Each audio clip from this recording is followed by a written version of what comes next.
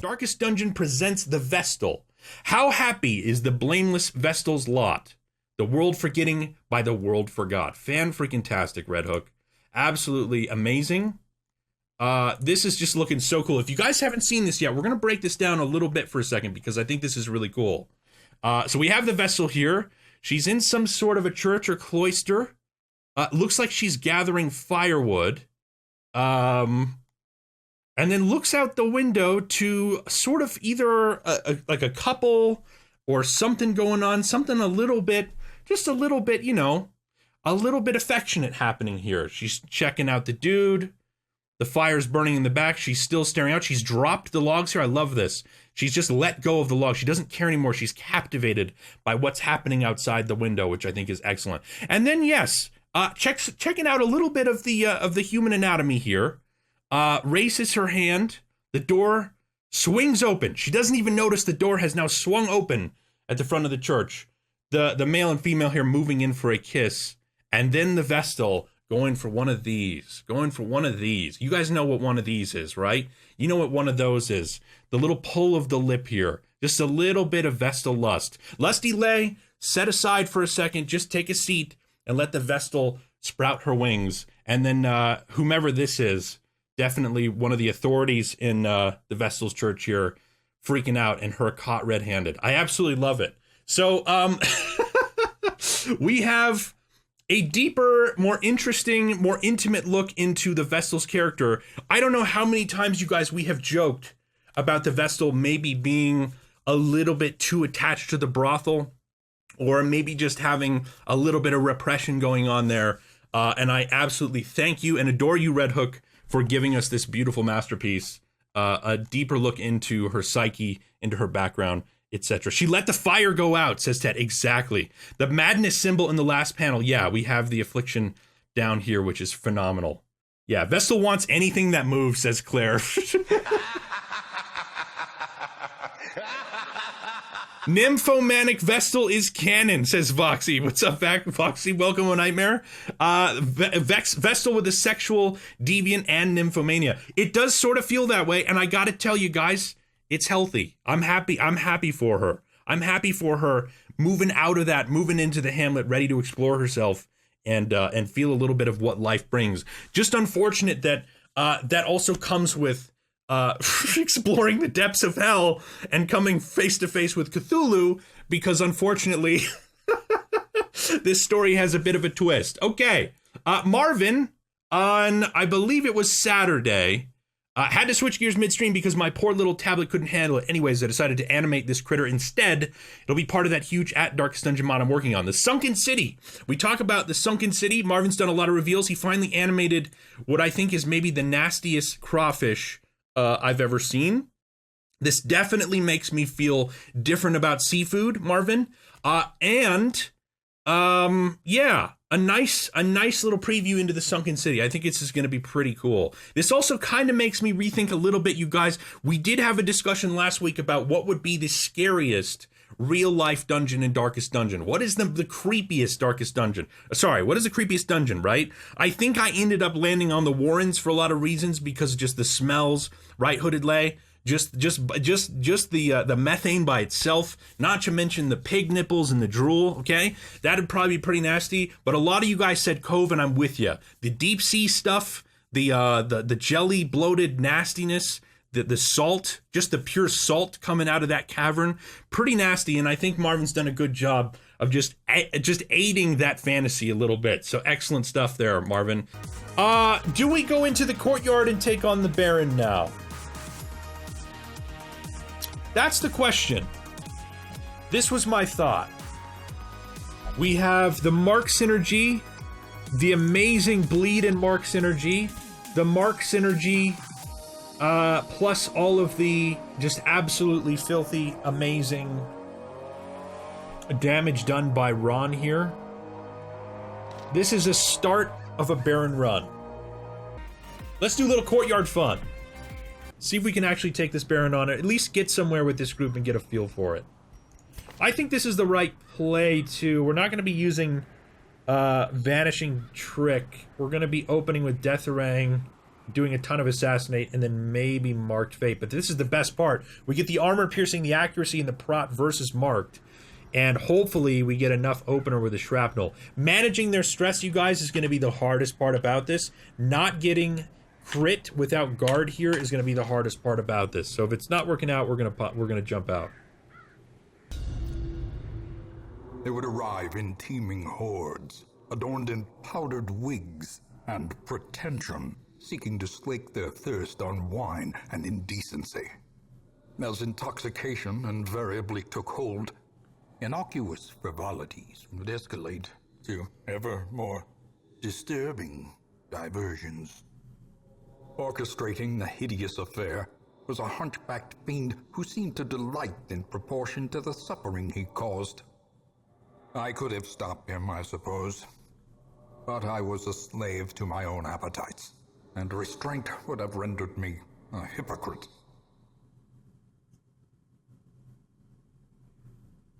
I love it. What games does this diminutive fool play at now? This is such a cool boss, in my opinion. This boss is so neat. When we first saw the Baron, I was so blown away by it. It's going to take us hours to get there, guys. I don't know if we do it tonight. We're going to just see how this group feels playing together. Lay said something interesting here, which is we're going to try and use Cloak a decent amount and play with that a little bit with a Phantom. I think that the werewolf is going to shine. If you guys are new to the Shrapnel, exclamation Shrapnel, I've got a video on her now. Basically, the point is to try to get this group to open up so she's in position 1 or 2, so we can go all the way back with overclocking or vent, open her up, and then bleed the hell out of this run. The only thing I think I haven't really figured out yet is if this is the correct kit. This is all guaranteed since the werewolf is a transformation. These two I think are a guarantee. Blind Throw is great against stealth, which we're not going to run into. Marked Fate is good for marking. Blind Throw I think is going to be a useful ability, in my opinion, Hooded Lay, just as a means to stay in position and not shuffle. That's the way I think of Blind Throw, typically. That's the way I think of it. It's a no loot run. We're gonna get punished for looting anything right off the bat. I think we just skip it. I mean, the problem is you get really decent trinket chance coming in here. Let's see how this plays.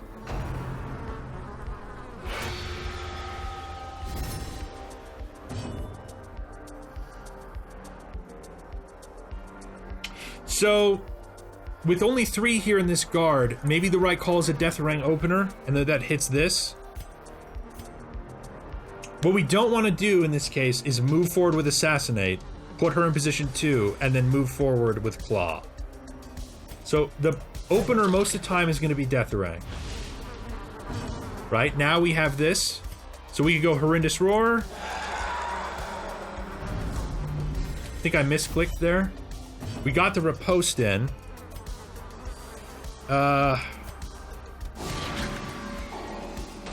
She's going last, and that is problematic. Not the worst thing in the world, but to have her start and set up marks would be a lot more beneficial, I think. You can see the bulging veins on Supplicants. That's a good call, King, yeah. Probably most of the time we do use this. Fragmentation for the bleeds.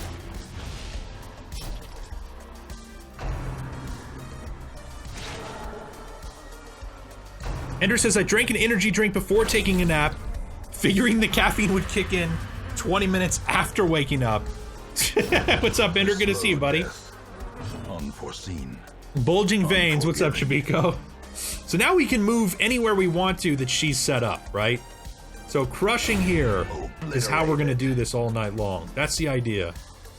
And now this is in position 2, so when she comes out of werewolf, she's going to heal because if she's in position 1, she doesn't get stress heal after going retaining human form. Continue the onslaught. Where's Arngrim when we're talking about bulging veins? Yeah. I don't know, Lay. I gotta be honest with you. I am tempted to just give up the pocket venom on this run because I don't see its utility here. If that's really incorrect, do let me know.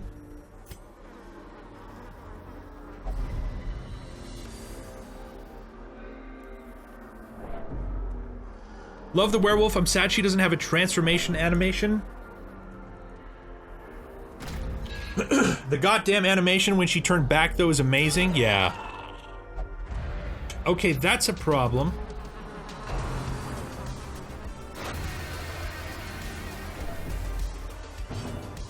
What's up, Hazmed? So, we could go right into Mark and start bleeding these. I'd like to get this dead.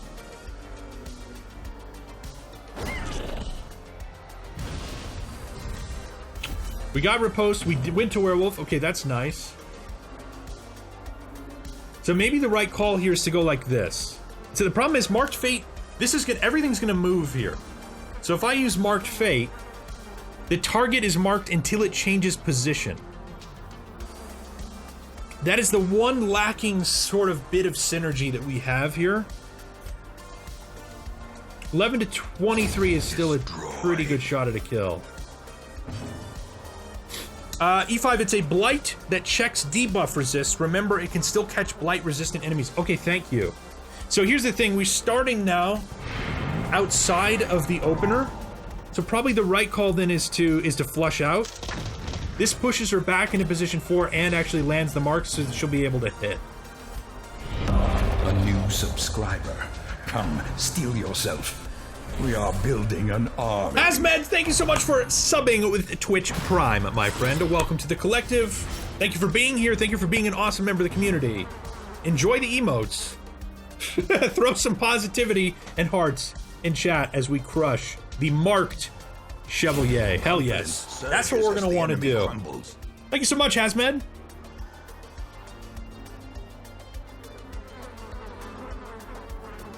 Phantom's dot targets debuff resist. The Phantom's dot okay, so the blight is actually not about blight resist, it's about debuff resist. That is how this works. Thank you. Weakening curse is a must for the croc. Yeah, that might be the case. As long as we got Lusty Lay throwing down the daggers, I'm feeling pretty good about this group too.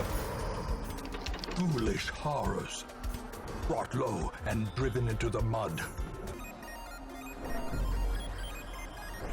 We've got a ways to go. We are going to pass the red key here in a couple hallways. Now it gets interesting. You shall not pass! This is where shit's going to get a little bit crazy, I think, is how we play against this kind of group.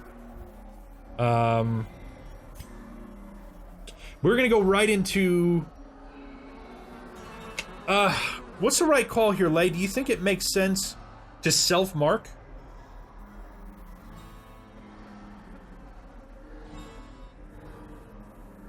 If you want, you could PV here. You could Pocket Venom, is what you're saying. That's probably not a bad call, because this is gonna be one of our harder groups, I think, on this run. The thing is, we could mark self, activate riposte, buff for riposte crit, transform to beast 30% chance. Go claws is my feeling too, so that we get these out of the way.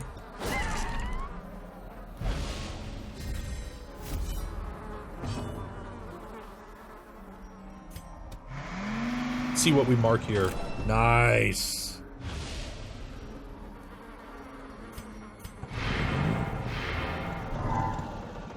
So, maybe I still think the right call is Fragment for all this bleed. We'll do damage and we'll get bleeds. I'm tempted to mow down here because we hit this. 7 to 10. We'll mow down next round, I think. It's certainly not worth going expunge this early in the fight. That's a pretty damn good opener that we've done thus far. So now I could even Death Harangue. And what Lay's saying is now we Pocket Venom. So Pocket Venom applies the Corrosive Venom to our daggers. Basically limits us to only using aggressive abilities. So if we had any of the stuns or cloaks or heals, we wouldn't even be able to use them right now because we're dripping poison. So now a Death Ring has a chance. Debuff resist 60 and 50. And we actually landed blights on these.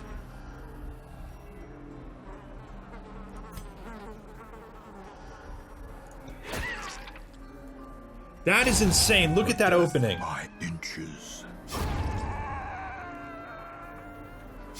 Not too bad. Here comes the damage.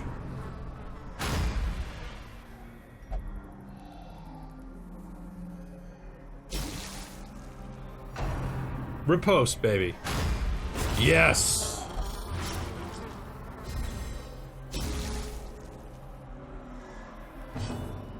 And then the mark damage.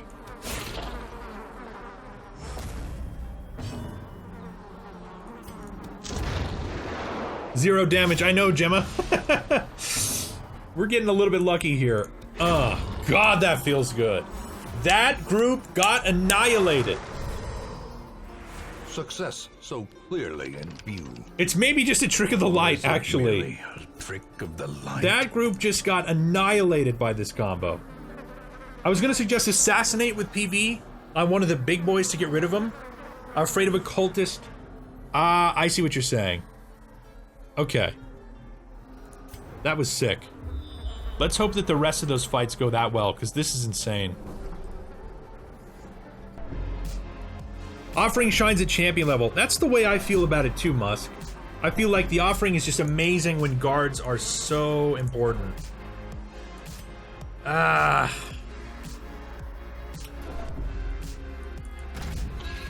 Maybe we come back in and loot this place later. I don't know.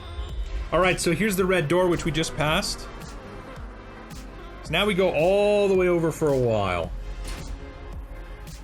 Hollow is the total package. Useful AF, animations clean, yep.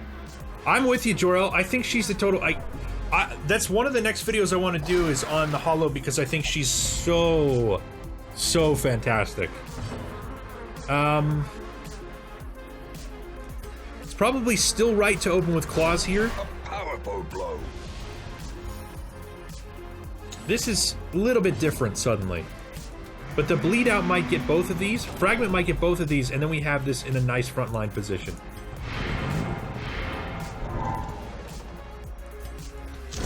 Yep. This is the thing, guys. If you're curious as to why we're crushing with her so much, look at this trinket. The silver casings, 15%, 20% damage versus bloodsucker. So we didn't have the salve, but the silver bullets are just awesome in here. Hell yeah. Annihilated. We're making this look really simple. These nightmarish creatures. And that's kind of how I thought this would be. As long as we don't, as long as dodge keeps working out for us.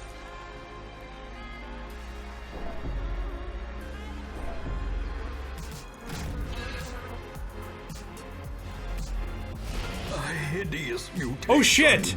Unnatural and abhorrent. Somebody forgot that there was a croc right here.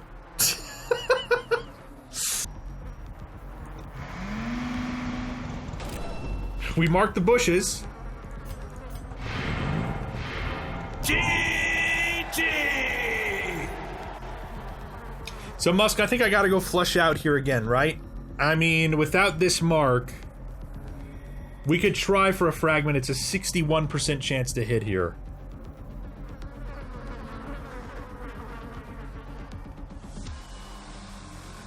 %70 bleed resist.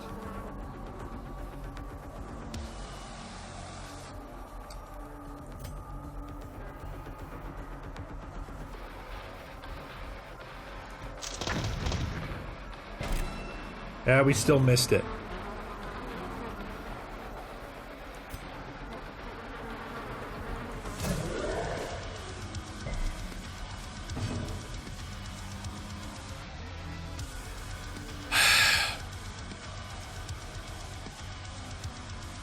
I guess we go riposte.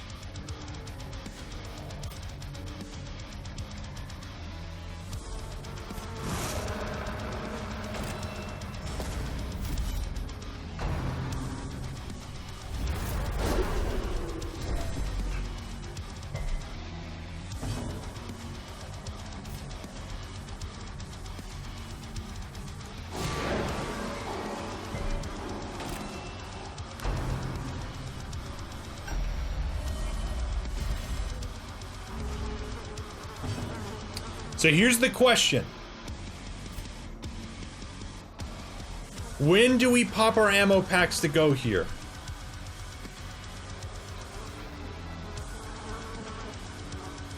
Because when it goes under... I don't want to do this too early because we're going to be out of turn every time we do it. I think mow down is probably the better call.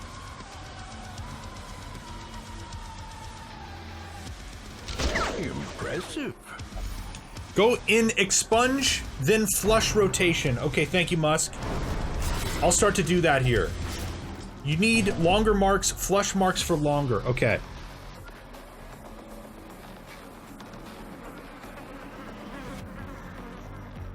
We could headbutt this. I don't want to move it back necessarily. I want this to be forward. Take care, Ted.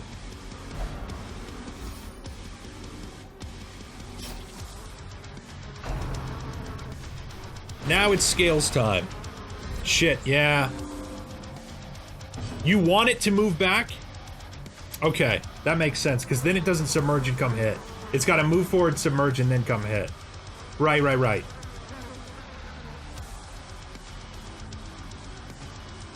Frontline croc bad. 46% chance to land this. 31.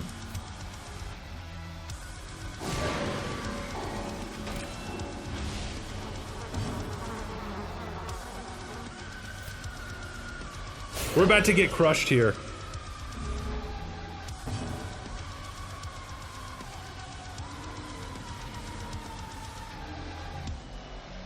I think we Aegis scale now.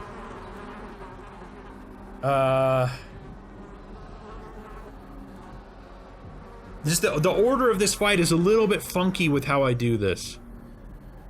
PV assassinate. Use pocket venom next time. Okay, thank you, Lay. Heal the shrapnel was not a bad call, but we got a mark on this. Here's the deal. When do I use this scale?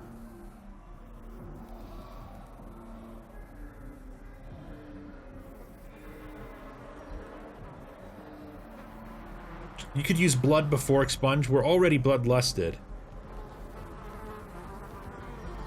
If we were to go expunge here, this is a 0% ammo pack. Let's see, fragment is 74 with the mark.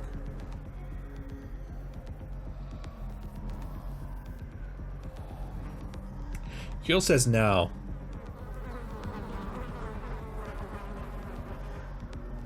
I'm afraid we're just gonna get AoE hit and waste it.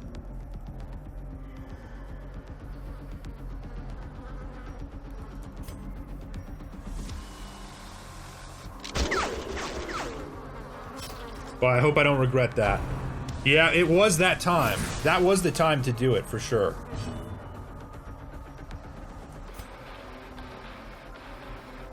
Expunge while you have a mark. Okay, thank you. Precision and power. Pocket venom. Assassinate.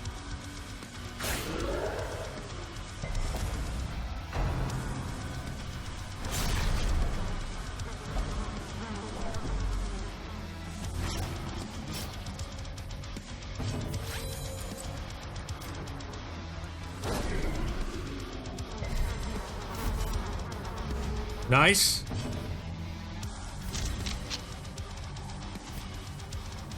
%, 22 to 32.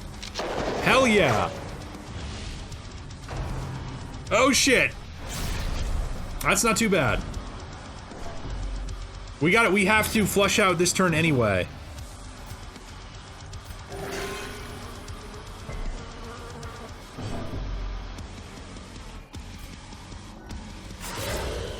Her mark, this mark fell off too, so flush out is a perfect time. Confluence of skill and purpose.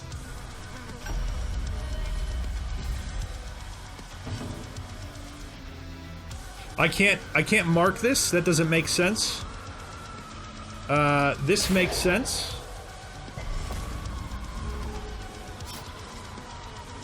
Still have minus 120 accuracy. Landed the mark. God, the dodge right now is insane.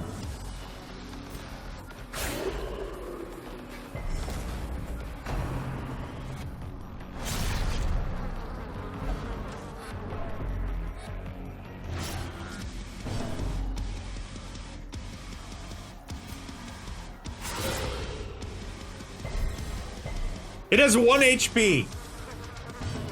Take us home, Lusty Lay. That's how you do it. Executed. Okay. GG! Kill it with Mark. Remind yourself that Oh, hi, Mark. overconfidence is a slow and insidious killer. Holy crap. 25% damage if torch below, 4 speed if torch below, minus bleed chance, minus max HP. It's a crazy torch run. Not too bad. Loving Hollow in endless mode? That's awesome, Ambiguous.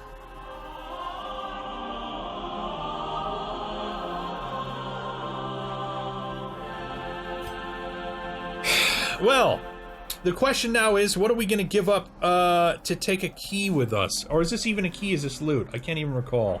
I think this is just loot now. That went, like, significantly better than I thought it was going to.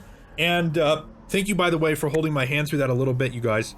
I think the hardest part about that is just knowing the rotation of the croc in combination with matching it with the shrapnel and then the pocket venom of the Phantom, right? Buff the Phantom so that we have a chance to land a blight and actually do extra damage there. Keeping our marks up the entire time so the shrapnel can do what we want. Shrapnel only used expunge once, but it still hit for a non-crit 33, which is exactly what we're looking for. So we had one perfect rotation where we had the 33 expunge, shrapnel pulled out of position, so next thing we're going to do is flush out, re-land a mark, put her back in position, and that worked out really freaking well.